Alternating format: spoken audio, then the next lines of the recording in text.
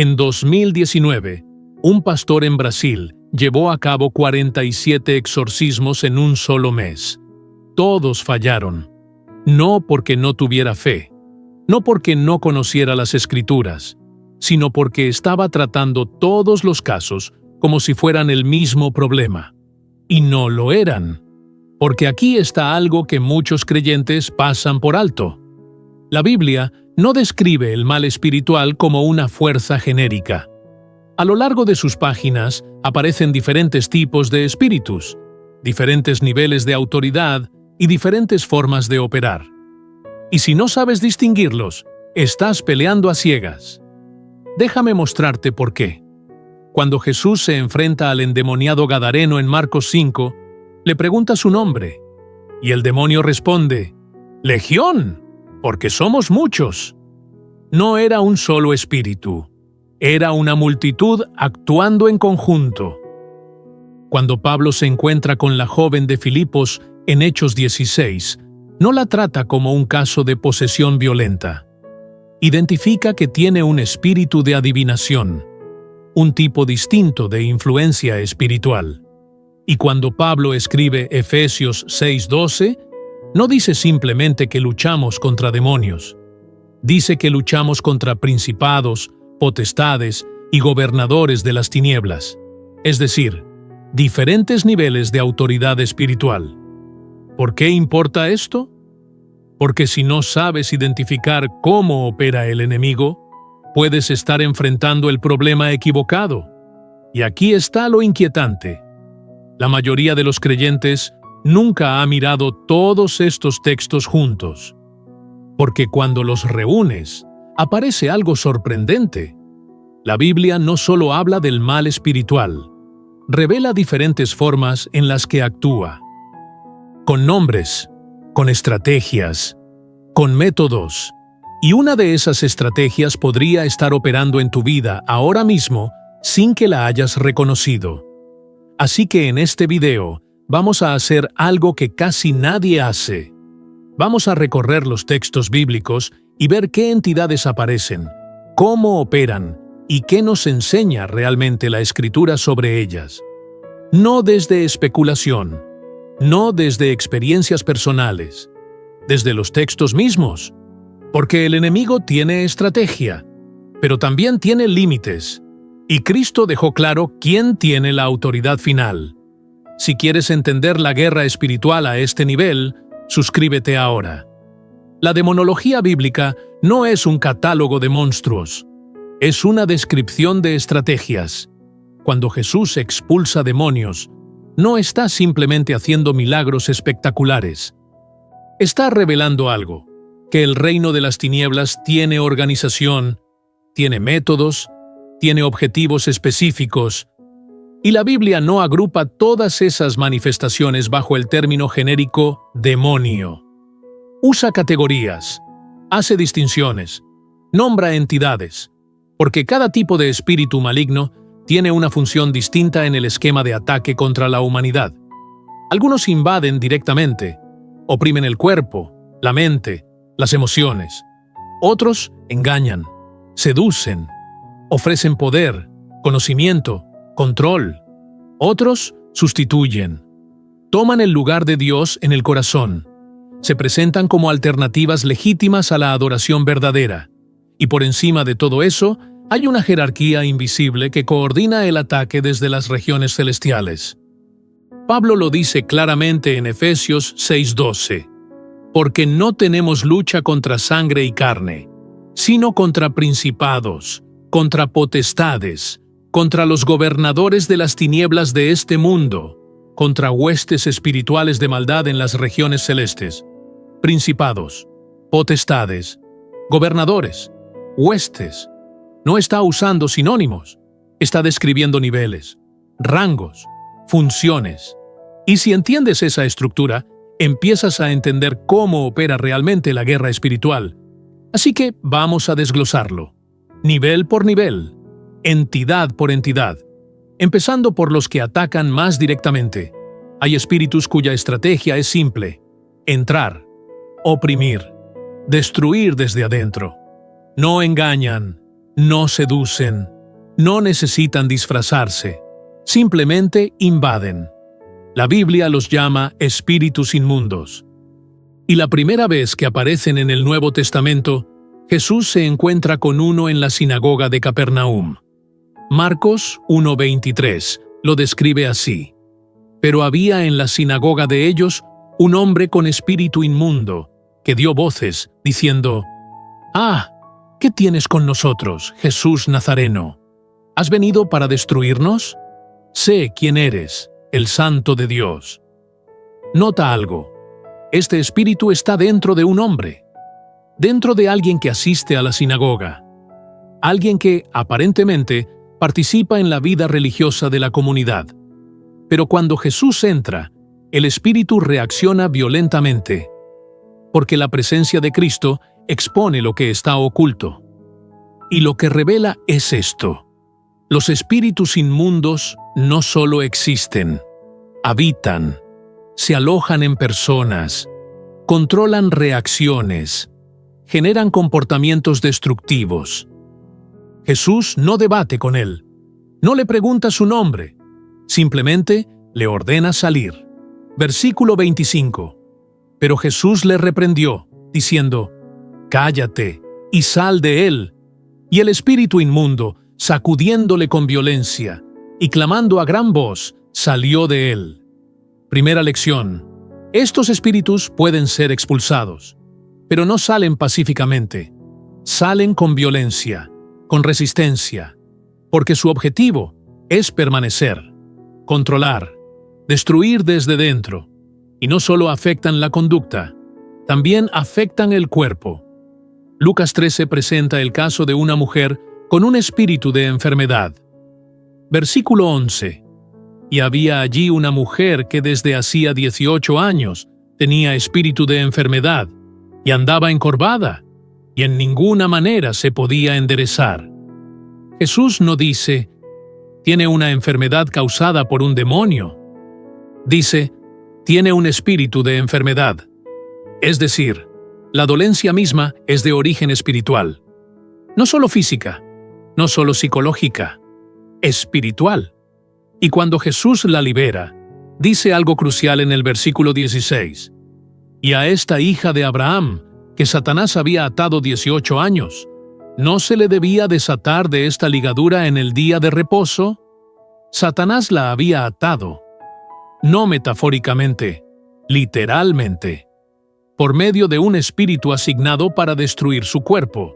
Esto no significa que toda enfermedad sea demoníaca, pero sí significa que algunas lo son, y que la Biblia hace esa distinción. Ahora, el caso más extremo de invasión demoníaca en toda la Escritura es el del endemoniado gadareno. Marcos 5 lo describe así: «Y cuando salió él de la barca, enseguida vino a su encuentro, de los sepulcros, un hombre con un espíritu inmundo, que tenía su morada en los sepulcros, y nadie podía atarle, ni aun con cadenas. Este hombre vive entre tumbas, nadie puede controlarlo. Se hiere a sí mismo con piedras, grita día y noche, y cuando Jesús le pregunta su nombre, responde: Legión me llamo, porque somos muchos». Legión, no un demonio, miles. Una legión romana tenía entre 3.000 y 6.000 soldados. Este hombre estaba oprimido por un ejército completo de espíritus inmundos. Y lo que Jesús hace es crucial. No solo expulsa a legión, les permite entrar en una piara de cerdos, que inmediatamente se precipita al mar y se ahoga. ¿Por qué importa eso? Porque revela algo. Los demonios prefieren habitar. Necesitan un cuerpo. Y cuando pierden uno, buscan otro. Jesús mismo lo advierte en Mateo 12, 43 a 45. Cuando el espíritu inmundo sale del hombre, anda por lugares secos, buscando reposo, y no lo halla. Entonces dice: volveré a mi casa de donde salí. Los invasores no se rinden fácilmente. Intentan regresar, intentan reocupar, y si encuentran el espacio vacío, vuelven con más fuerza. Esa es la estrategia de los espíritus inmundos: entrar, oprimir, destruir, y si son expulsados, regresar. Pero no son los únicos. Si este análisis te está ayudando a entender la guerra espiritual de manera más clara, suscríbete. Porque lo que viene es aún más perturbador. No todos los demonios invaden violentamente. Algunos seducen. Ofrecen algo a cambio. Poder, conocimiento, control sobre el futuro. Y la gente los busca voluntariamente. La Biblia llama a esto el espíritu de adivinación. Hechos 16 presenta el caso más claro. Versículo 16. Aconteció que mientras íbamos a la oración, nos salió al encuentro una muchacha que tenía espíritu de adivinación, la cual daba gran ganancia a sus amos, adivinando. Esta joven tenía capacidad sobrenatural. Podía predecir cosas. Podía revelar información oculta. Y lo hacía por medio de un espíritu. No era fraude. No era truco psicológico. Era real. Pero la fuente era demoníaca. Y nota algo importante. La gente pagaba por sus servicios. Los amos de esta joven ganaban dinero con su capacidad. Porque el espíritu de adivinación no solo engaña al que lo posee, engaña a los que consultan. Les da información real. Les ofrece respuestas. Les promete control.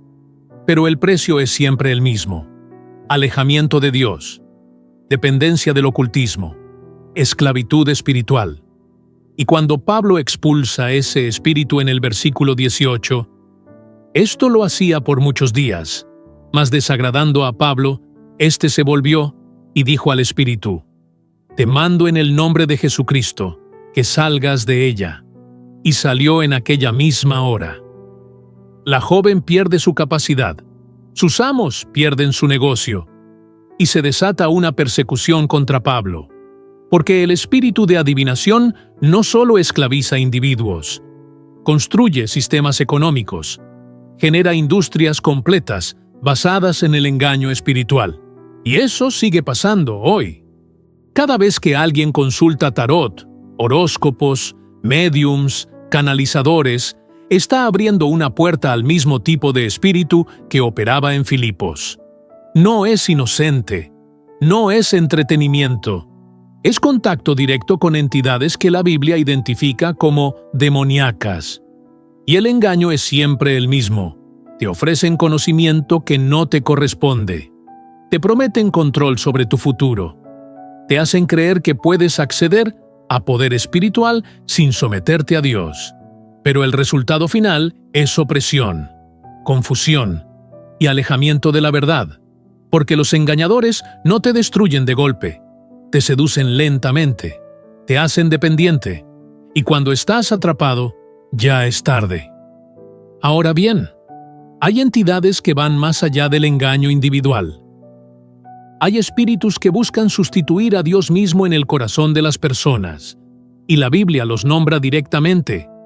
Hay demonios cuyo objetivo no es solo destruir, es reemplazar, ocupar el lugar de Dios, recibir la adoración que le corresponde a Él, convertirse en el centro de la vida espiritual de una persona, una familia, una nación, y la Biblia menciona 3 de ellos por nombre. El primero es Jezabel.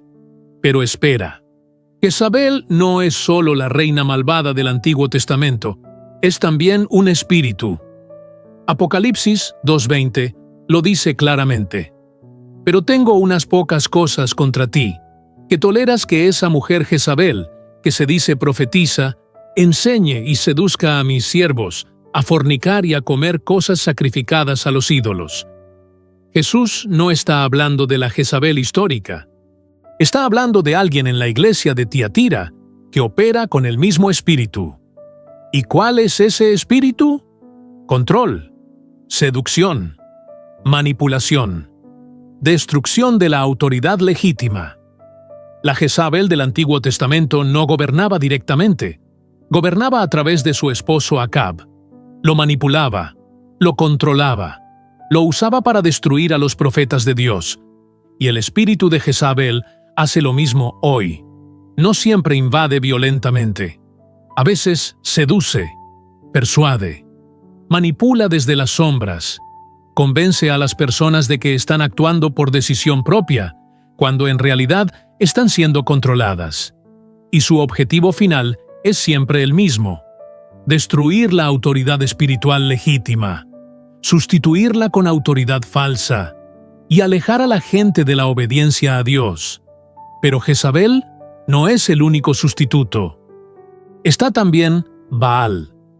Jueces 2, 11 a 13, describe lo que pasó después de la muerte de Josué. Después los hijos de Israel hicieron lo malo ante los ojos de Jehová y sirvieron a los Baales. Dejaron a Jehová, el Dios de sus padres, que los había sacado de la tierra de Egipto, y se fueron tras otros dioses, los dioses de los pueblos que estaban en sus alrededores, a los cuales adoraron, y provocaron a ira a Jehová. Baal no es un dios pagano abstracto, es un demonio específico que se presentaba como alternativa a Yahvé, y su estrategia era simple: ofrecer fertilidad, prosperidad, poder, todo lo que la gente quería, pero bajo sus propios términos, sin santidad, sin obediencia, sin sometimiento al Dios verdadero. Y el pueblo caía una y otra vez, porque Baal no pedía destrucción inmediata, pedía adoración gradual, sincretismo, mezcla. Puedes seguir adorando a Jehová, pero también adórame a mí, porque yo te doy resultados, yo te doy prosperidad, y hoy sigue operando de la misma manera. Cada vez que alguien pone su carrera, su dinero, su éxito, su placer en el lugar que le corresponde a Dios, está adorando a Baal, no literalmente, pero espiritualmente, porque Baal no necesita altares físicos, solo necesita el corazón. Y finalmente está Belial. 2 Corintios 6:15. ¿Y qué concordia Cristo con Belial? ¿O qué parte el creyente con el incrédulo? Pablo no dice el diablo, dice Belial, porque Belial representa algo específico: la maldad extrema, la rebelión total, la corrupción moral absoluta. Deuteronomio 13:13 lo menciona así: hombres impíos han salido de en medio de ti y han instigado a los moradores de su ciudad, diciendo: vamos y sirvamos a dioses ajenos que vosotros no conocisteis. La palabra impíos en hebreo es literalmente hijos de Belial, es decir, personas que han abrazado la rebelión moral como identidad, que han hecho de la maldad su estilo de vida, que buscan arrastrar a otros a la misma destrucción. Y Belial no solo corrompe individuos, corrompe sociedades, normaliza lo perverso, llama bien al mal y mal al bien. Y cuando una cultura completa abraza esa inversión moral, Belial está operando a nivel estructural. Jezabel sustituye autoridad. Baal sustituye adoración. Belial sustituye moralidad. Pero por encima de todos ellos, hay algo más grande. Hay una jerarquía que comanda todo esto desde arriba. Hasta ahora hemos hablado de espíritus que operan en individuos, pero la Biblia revela que hay entidades que operan a nivel cósmico, que no poseen personas, que gobiernan regiones, que coordinan ataques espirituales a escala masiva. Pablo los llama principados y potestades. Efesios 6:12. Porque no tenemos lucha contra sangre y carne, sino contra principados, contra potestades, contra los gobernadores de las tinieblas de este mundo, contra huestes espirituales de maldad en las regiones celestes. Cada palabra aquí es específica. Principados, arge en griego. Gobernantes de primer rango. Entidades demoníacas con autoridad territorial. Potestades, exousia. Autoridades delegadas. Fuerzas que ejecutan órdenes desde la jerarquía superior. Gobernadores de las tinieblas, cosmocratores, literalmente gobernantes del mundo. Demonios que controlan sistemas políticos, económicos, culturales. Huestes espirituales de maldad, neumática, ejércitos organizados de espíritus malignos. No es caos, es organización militar. y Pablo dice que operan en las regiones celestes. No en el infierno, en el cielo, en las dimensiones espirituales que coexisten con nuestro mundo físico. Daniel 10 lo confirma. Daniel ayuna y ora durante 21 días. Y finalmente un ángel le aparece y le dice en el versículo 13: «Mas el príncipe del reino de Persia se me opuso durante 21 días, pero he aquí Miguel, uno de los principales príncipes, vino para ayudarme, y quedé allí con los reyes de Persia». El príncipe del reino de Persia no es un rey humano, es un principado demoníaco asignado para gobernar espiritualmente sobre Persia. Y ese principado era tan poderoso que detuvo al ángel de Dios durante 3 semanas, hasta que Miguel, el arcángel, intervino. Esto revela algo aterrador. Hay demonios tan poderosos que incluso los ángeles de Dios tienen que luchar contra ellos. Y esos demonios siguen gobernando sobre naciones, sobre regiones, sobre estructuras de poder humanas. Luego está Abadón. Apocalipsis 9:11. Y tienen por rey sobre ellos al ángel del abismo, cuyo nombre en hebreo es Abadón, y en griego, Apolión. Abadón significa destrucción. Apolión significa destructor. No es un nombre simbólico, es una entidad específica, un ángel caído que comanda legiones demoníacas desde el abismo. Y su función es clara: destruir, atormentar, llevar ruina. Pero por encima de todos ellos está uno, el comandante supremo, el originador de toda esta rebelión, Satanás. Job 1:6. Un día vinieron a presentarse delante de Jehová los hijos de Dios, entre los cuales vino también Satanás. Satanás no es un concepto, no es una fuerza impersonal, es un ser personal, con inteligencia, con voluntad, con estrategia. Apocalipsis 12:9 lo identifica completamente. Y fue lanzado fuera el gran dragón, la serpiente antigua, que se llama Diablo y Satanás, el cual engaña al mundo entero. Fue arrojado a la tierra, y sus ángeles fueron arrojados con él. Dragón, serpiente, diablo, Satanás, todo en uno. Y su función es triple: engañar. Apocalipsis 12:9 dice que engaña al mundo entero. Acusar. Apocalipsis 12:10 lo llama el acusador de nuestros hermanos, el que los acusaba delante de nuestro Dios día y noche. Devorar. Primera de Pedro 5:8 dice: «Vuestro adversario el diablo, como león rugiente, anda alrededor buscando a quien devorar». Engaña, acusa, devora y comanda toda la jerarquía demoníaca que hemos descrito. Los invasores operan bajo sus órdenes. Los engañadores ejecutan su estrategia. Los sustitutos cumplen su agenda. Los principados gobiernan en su nombre. Pero aquí está lo crucial. Y esto es lo que cierra todo. La Biblia no revela esta estructura para aterrorizarte. La revela para equiparte. Porque el conocimiento de cómo opera el enemigo no es miedo, es sabiduría. Y hay algo que todos estos demonios, desde los espíritus inmundos hasta Satanás mismo, tienen en común. Fueron vencidos en la cruz. Colosenses 2:15. Y despojando a los principados y a las potestades, los exhibió públicamente, triunfando sobre ellos en la cruz.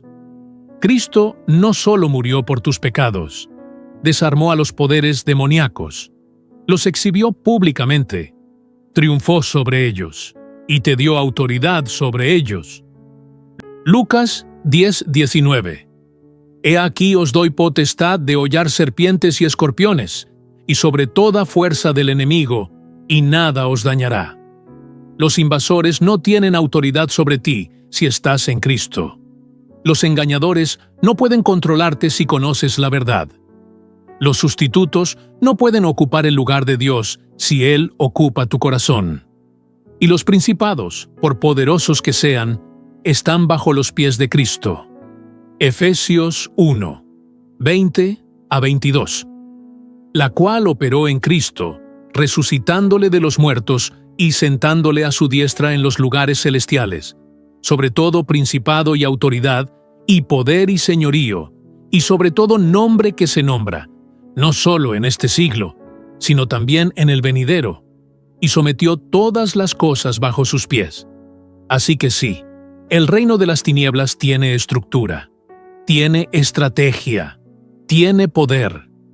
Pero Cristo tiene más, y si estás en Él, toda esa autoridad es tuya.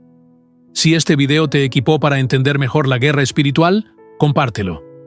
Porque hay gente que necesita saber que el enemigo tiene nombre, estrategia y límites, y que Cristo ya lo venció. Hasta el próximo capítulo.